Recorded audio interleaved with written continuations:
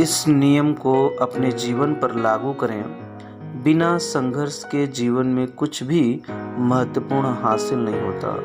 हम न चाहते हुए भी अपने प्रियजनों को नुकसान पहुंचाते हैं, क्योंकि हम संघर्ष से जो शक्ति मिलती है उससे उन्हें महरूम कर देते हैं। आइए एक उदाहरण से समझते हैं। एक बायोलॉजी टीचर अपने स्टूडेंट को पढ़ा रहा था कि एक कैटरपिलर किस तरह तितली में बदल जाती है। उसने स्टूडेंट को बताया कि अगले कुछ घंटों में तितली कोकून से बाहर निकलने के लिए छटपटाएगी, लेकिन उन्होंने कहा कि तितली को बाहर निकलने में कोई मदद न करे।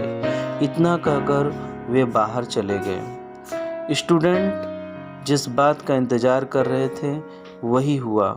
तितली कोकून से बाहर निकलने के लिए छटपटाने लगी। यह देखकर एक बच्चे को बड़ी दया आई। उसने टीचर की बात की परवाह किए बगैर कोकून तोड़कर तितली को बाहर निकलने में मदद की, जिससे तितली को संघर्ष नहीं करना पड़ा और वह आसानी से बाहर निकल आई। लेकिन थोड़ी ही देर में तितली मर गई।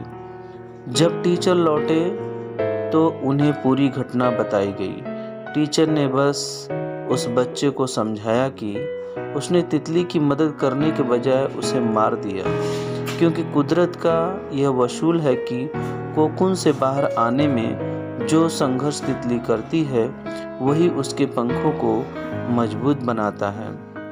बच्चे ने उसका संघर्ष छीन लिया, इसलिए तितली मर गई। अगर दोस्तों आप इतिहास पढ़ें तो पाएंगे कि सभी सफलता की कहानियाँ बड़ी असफलता कहानियाँ भी होती हैं, लेकिन लोग असफलता को नहीं देखते हैं। वे सिक्के के एक ही पहलू पर ध्यान रखते हैं। मैं आपको एक आदमी की ज़िंदगी की कहानी सुनाना चाहूँगा। यह आदमी 21 साल की उम्र में व्यापार में असफल हुआ।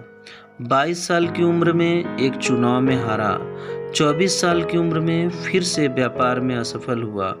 26 साल की उम्र में उसकी पत्नी का देहांत हो गया। 27 साल की उम्र में मानसिक संतुलन खो बैठा। 34 साल की उम्र में कांग्रेस का चुनाव हार गया। 45 साल की उम्र में सीनेट का चुनाव हारा।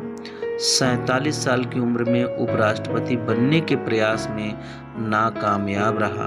फिर भी 49 साल की उम्र में सीनेट का चुनाव हार गया और 52 साल की उम्र में अमेरिका का राष्ट्रपति चुना गया। यह व्यक्ति अब्राहम लिंकन था। क्या आप उन्हें असफल कहेंगे? हार कर बैठ सकते थे, लेकिन लिंकन के लिए हार एक पल की बाधा थी। इसलिए जीवन में बहुत ज़्यादा से ज़्यादा संघर्ष करते रहिए, क्योंकि असफलता सफलता की ओर अपने कदम को बढ़ाती रहती है।